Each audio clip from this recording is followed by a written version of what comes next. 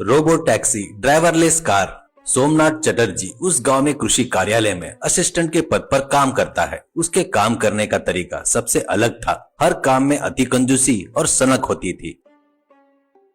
जब वह और उसकी पत्नी खाना खाते हैं तो वह एक भी दाना नीचे नहीं गिराता है। अपनी जीभ से पूरी प्लेट चाट जाता है। वह हाथ भी पंप के नीचे नहीं धोता था, यह सोचकर कि पानी बर्बाद होगा और पानी का बिल भरना पड़ेगा। वो उस दिन आए अखबार को अंतिम अक्षर तक पढ़ लेता है और उसी अखबार से हाथ पोंछ लेता है। ऑफिस जाने से पहले जब उसकी पत्नी कमीज पैंट इस्त्री कर रही होती है तो वो आकर प्लग खींच लेता है और चिल्लाता है, इस्त्री ये क्यों कर रही हो? बिजली का बिल ज्यादा आएगा। गर्म पानी वाले गंगाल के नीचे अंगार है ना, वो अंगार के पतीले में डालकर इस्त्री कर सकती हो ना। कहते ही पत्नी अंदर ही अंदर जल रही होती है, पर चुपचाप उसकी सनक सहकर जब सोमनाथ ऑफिस चला जाता है वह आहा करके राह की सांस लेती थी। एक दिन सोमनाथ अपनी पत्नी को बुलाकर कहता है, अरे गुड न्यूज है, मैं कार खरीदने की सोच रहा हूँ। अब मैं ऑफिस में उन गधों की तरह सिटी बस में नहीं जाऊंगा। हमारी शान देखकर मेरे बॉस समेत सब जलेंगे। पत्नी व्यंग से बोली, आपके शौक ठीक है, पर कार में पेट्रोल भी भरवाना होगा, शायद आप ये भूल गए हैं। कहते ही सोमनाथ हंसकर बोला, पगली, मैं करंट से चलने वाली कार खरीद रहा हूँ। एक बार चार्ज करने पर हफ्ते भर तक भी घूम सकते हैं। कहते ही पत्नी अजीब तरह से बोली, आप विचित्र बातें कर रहे हो। स्त्री को करंट लगता है कहकर आप अंगार से स्त्री करने को कह रहे हो, और अब हफ्ते भर चार्ज करने वाली कार को ये कितना करंट लगेगा, यह नहीं जानते क्या? कहते ही सोमनाथ और जोर से हंसने लगा, अरे हमारे घर का करंट क्यों इस्तेमाल करूंगा? ऑफिस पहुंचते ही प्लग लगा दूंगा, कार का पेट भर जाएगा और ऑफिस के खाते में चला जाएगा।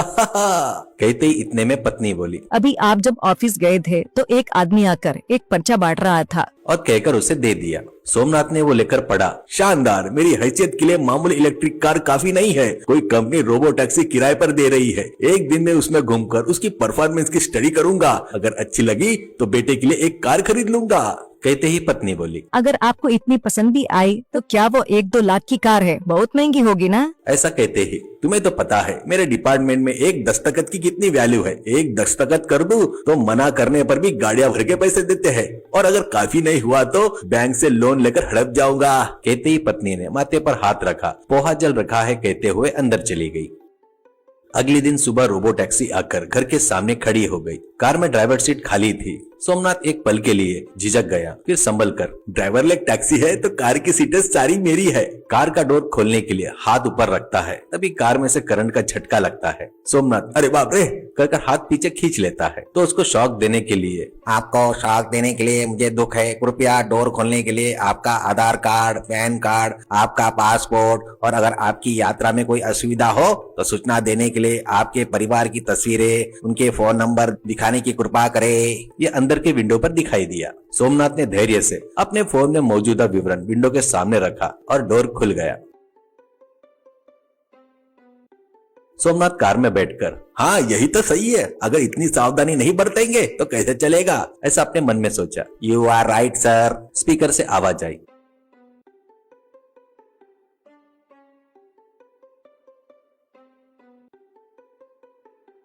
वह सुनते ही कार स्टार्ट होकर सड़क पर चलने लगी। थोड़ी देर बाद स्पीड बढ़ गई। सोमनाथ को थोड़ी घबराहट हुई। सामने से कोई साइकिल वाला देखे या कोई सड़क पार कर रहा हो तो अरे अरे स्लो स्लो स्लो स्लो करके चिल्ला रहा था। स्पीकर में से तुरंत हंसी की आवाज आई, डोंट वरी सर, यह कार मैं चला रहा हूँ। मेरा नाम RWSIEZEE है। मैं आपकी तरह इंसान नहीं हूँ। आप जो गलतियाँ करते हैं मैं वो नहीं करूँगा। उसी स्पीड में साइकिल वाले भी सड़क पार करने से करीब से गुजर रहे थे। Now you are relax sir, सुनाई देता है। तब सोमनाथ को उस रोबोट टैक्सी पर थोड़ा भरोसा हो गया और उनसे कहा, गुड गुड परफॉर्मेंस। तुरंत thanks for your compliment sir, सुनाई देता है।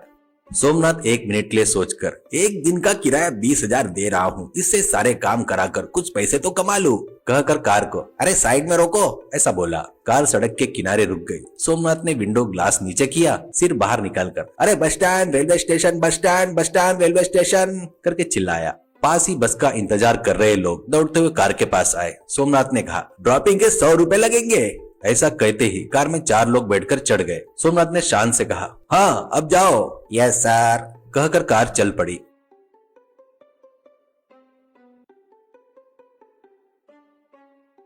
उन्हें उतारने के बाद सोमनाथ को अचानक एक आइडिया आया। एक मालिक ने खेत में अनाज की बोरी चढ़ा दी है, गाड़ियां भेज दो बोला था। अगर बारिश आ गई तो अनाज भीग जाएगा। यह सोचकर सीधे अरे खेत पर चलो ऐसा बोला। Yes sir. कहकर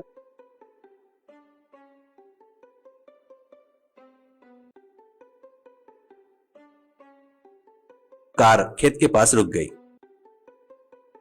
मालिक आकर बोला, इस कार पर अनाज की बोरियां डालनी है क्या सर? सोमनाथ, अरे डालो डालो, इस कार को 20,000 दे रहा हूँ किराए का। लॉरी का एक ट्रिप के लिए 10,000 मांगती है, 4 ट्रिप काफी होगी। कहकर you have open the stand ऐसा बोला। रोबो टैक्सी ने यस सर। कहते ही ऊपर अनाज की बोरियां न गिर पाई इसलिए एक बड़ा स्टैंड उठा लिया। मालिक बोला, बढ़िया है सर। और स्टैंड पर अनाज की बोरियां रखकर ऐसे 4 ट्रिप लगाकर सारी बोरियां घर पहुंचा दी।